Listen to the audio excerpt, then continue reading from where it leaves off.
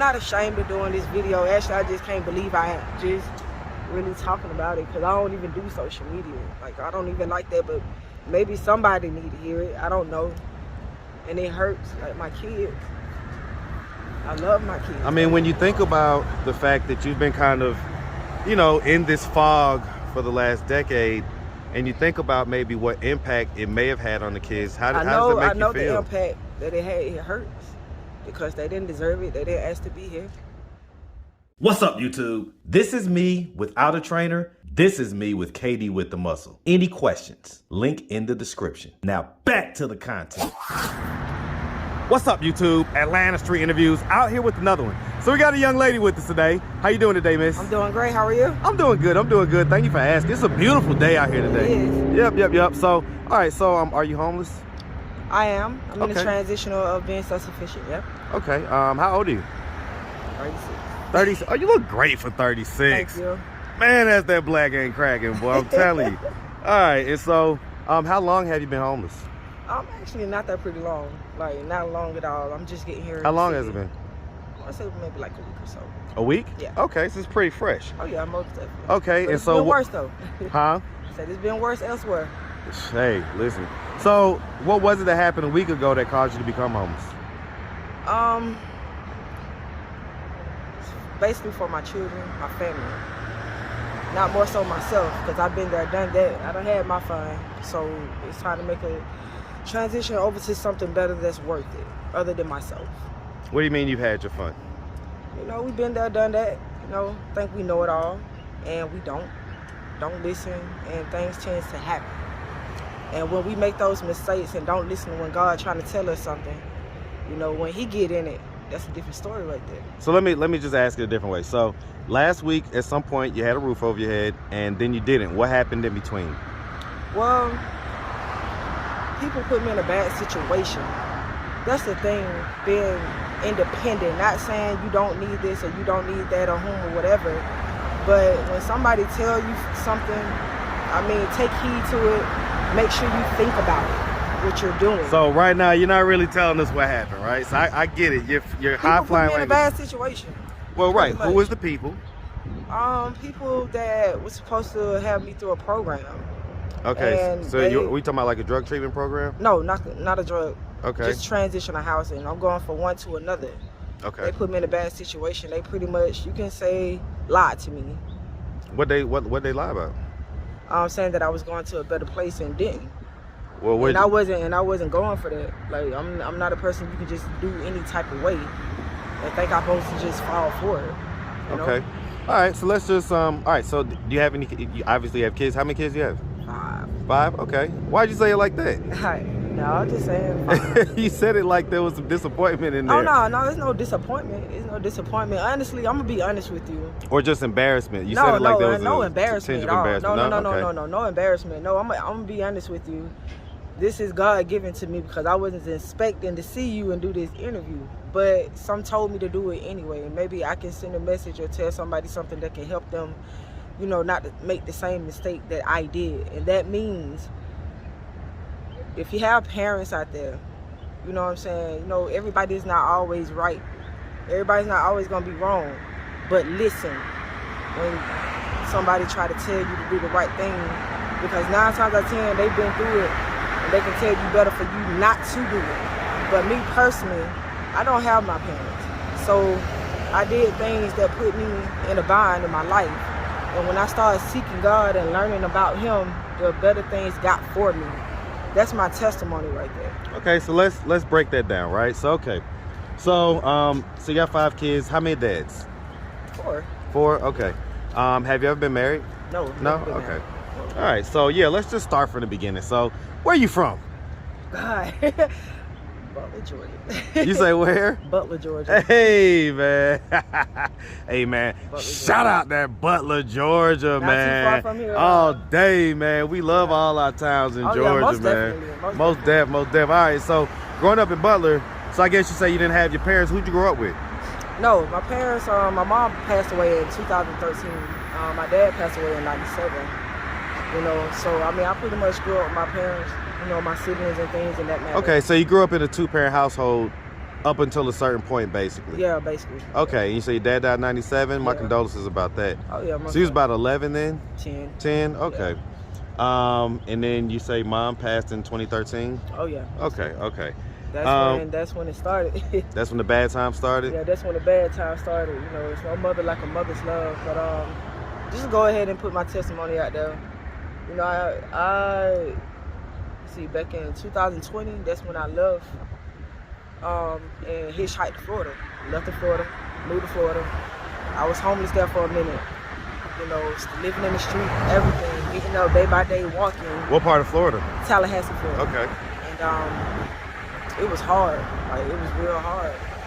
And like I said, I seek God, praying, reading my scripture, you know, just crying every day, every night, thinking about my family and my kids and stuff. And well, let me back it up a little bit, right? Okay, so all right, so we grew up in Butler, and you know, so I mean, would you say you had like a fairly normal childhood? It was alright. It was decent, you know. What was not great about it? Not all.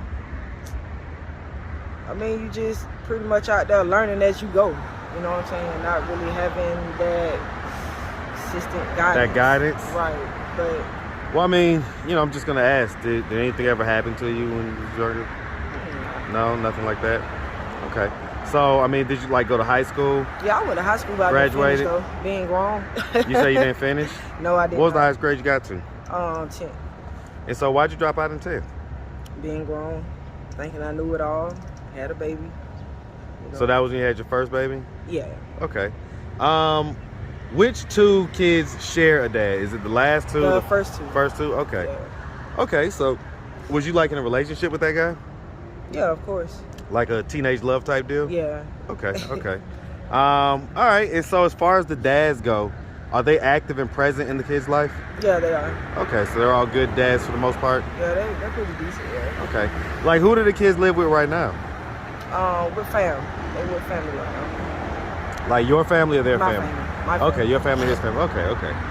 Okay, all right. And so, I mean, how long have they been living with family and not with you? Going on like, well, the two oldest, they've been the most. They've been with their dad for like for years. But my three youngest ones, maybe like about 2 years or so. Yeah. Okay. And so, you know, the guys that were the dads of the three youngest ones, were you in like relationships with these guys, or were these just like, you know, hookups type deal?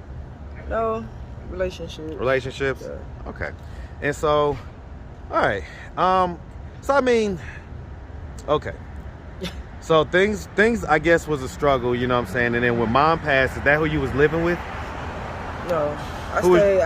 When my mom was saying, I was like in and out from the A, like on College Park in a lot. Who was you living with? I was on my own then. Okay. You know, I was on my own. So, I mean, things ain't always been like this. No, I get it. So you was on your own. I mean, so what happened? Why did things fall left? Like, so let me ask, do we have a history of drug use or anything like that? So aside from weed and alcohol, any other drugs? Yeah. What do we got? Okay, I mean, what is it? Situation. I mean, yeah, it was. I mean, it was drugs involved or whatever that. Is that what the downward spiral? Yeah, that's what caused the downward spiral? Downward spiral. That's what I. What drugs specifically? Cocaine. Crack cocaine? No, not crack. Well, hey, you listen, trust me. Powder. Listen, let me tell you. I mean, I just interviewed a young lady the other day. Yeah. She just started smoking crack. So, you know, gotta ask out here, you know. No, I'm good on that shit. No, that's a whole different. Yeah, that's a whole different vibe. But it wasn't that shit. It wasn't. Just know it was a drug, but it wasn't that. Okay, so just basically powder.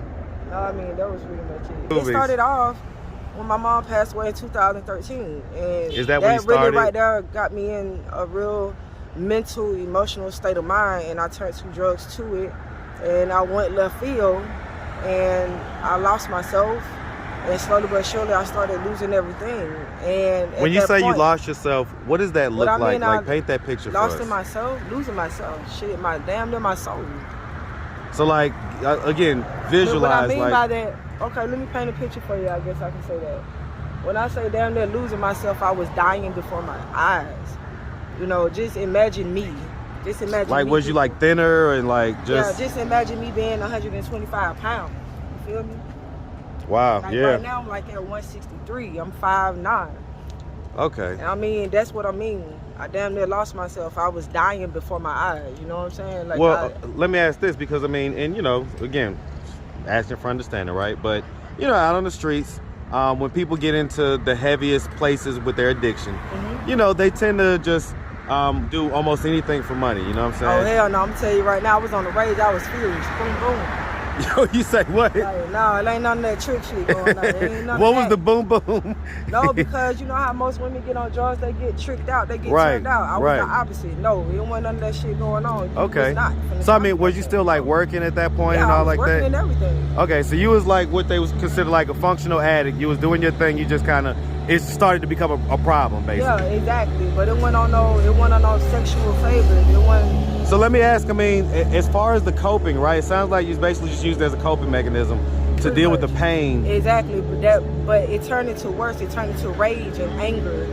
I was furious. So what just mad. was you angry about? Because my mom, she wasn't here no anymore, and I didn't know how to deal with that. You know that shit. hurt. Was it like a sudden death, or was it something where It you wasn't guys a kind of sudden knew death. that? I mean, it's like when I found out, it's like, damn, I couldn't believe she gone.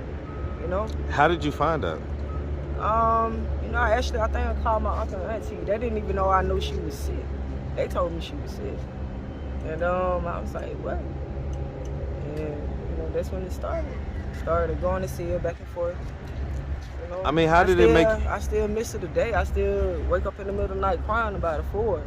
But the thing I had to realize, so even though I don't have my mother, I'm still a mother to my kids. I'm still here to be here for them. 100%. That's why I do what I do. That's why I bust my ass. Not necessarily just for me, but so I can stand on my own 2 feet to be able to provide for them and be a mother to them. That's what it's about. It's not about doing what I want to do, party hard, whoop.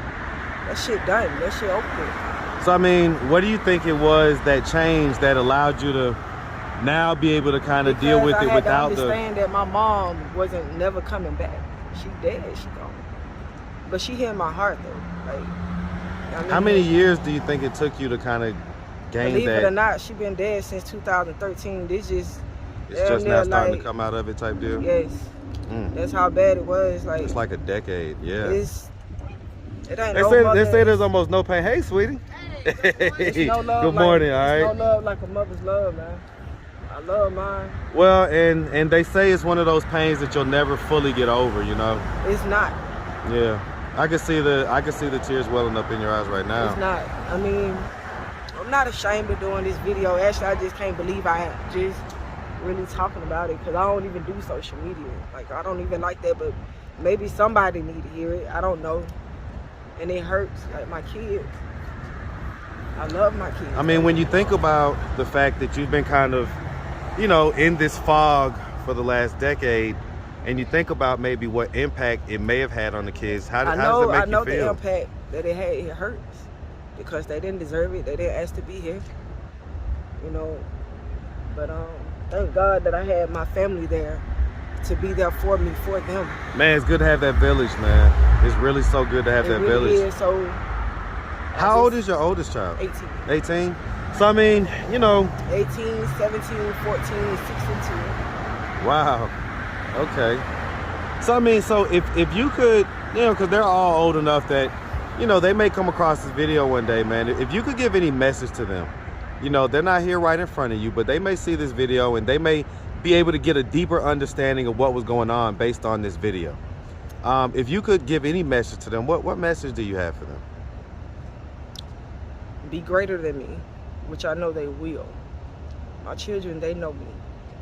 They may not fully understand, but they have an idea, you know, just to... Explain it to them right now. They're watching. Tune in with God. Tune in with God, pray. And the thing about that, not just tuning in with him praying, but actually believe and trust in that. That's what helped me. That's what saved me. And if they don't have nothing else, they got my heart. Y'all got my heart.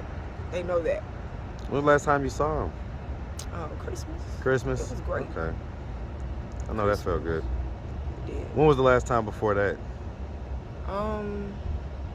It had been a while. It's been a while. It had So been a while. how was the response when they saw you at Christmas? My 2-year-old, that's the thing, because she 2.